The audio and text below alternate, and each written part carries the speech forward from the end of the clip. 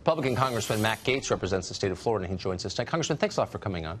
So this is no defense of Rod Rosenstein, who's never struck me as someone I would trust personally.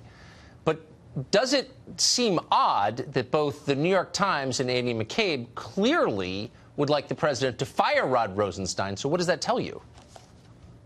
Well, we're only going to find out the truth if we're able to get Rod Rosenstein under oath to explain what he said and the context. There appears to be no denial that he talked about wiretapping the president. So now we're supposed to believe the insurance policy wasn't really an insurance policy. The secret society didn't really exist. This is just sarcasm when you're talking about taping the president. And when they said, we'll stop him, they didn't mean they'd stop Donald Trump. They meant that America would rise to its greatest virtues. So I guess we can either believe the lion Department of Justice or our lion eyes.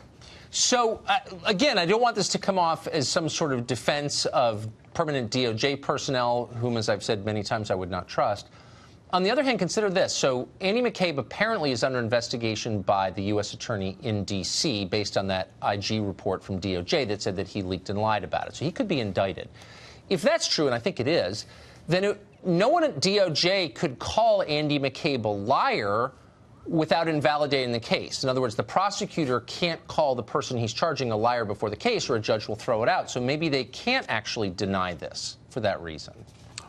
Well, there were other people in the room, Tucker. I've had sources who've said Scott Schools was in the room and that he's the other anonymous source cited in the New York Times piece. So let's bring Scott Schools back from his Uber job. Let's bring Rod Rosenstein down. Why not put him under oath and ask them? And if we're afraid to do that as a Republican Congress, then we're derelict in our oversight responsibilities. We got to find out if they how appropriate. Let's assume it was a joke, Tucker. How appropriate is it for the Deputy Attorney General to be joking about wiretapping the president while he's overseeing an investigation of the president in front of his colleagues and subordinates? Roseanne Barr got fired for a joke, and frankly, I think Rod Rosenstein might too.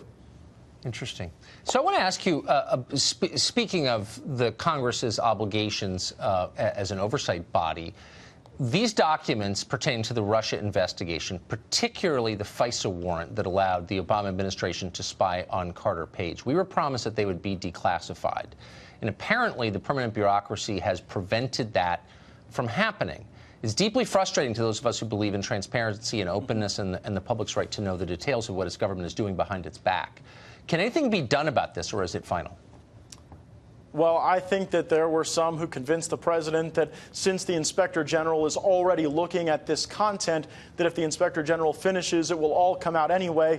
That's frustrating for guys like us who want to turn all the cards face up on the table. But I do have great confidence that Michael Horowitz will get to the bottom of this and will issue a fair report. So we may have to wait a little longer than we would have liked. But I don't think that the deep state's going to be able to hide behind their inappropriate redactions for too long. So let me ask one final question. And I think you're absolutely right. Everything in the end becomes known. Nothing is hidden forever. So when these documents are finally released to the people who own them, which is to say the American people, and it turns out that none of the things that were redacted were actually questions of national security, but merely butt covering by federal employees, will all the people who lied about it get punished because they should?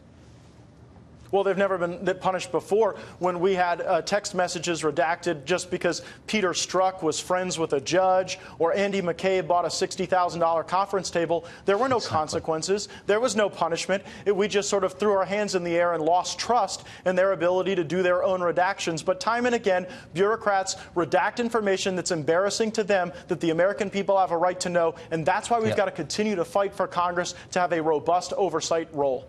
Nicely put. Congressman, thanks very much for joining us tonight.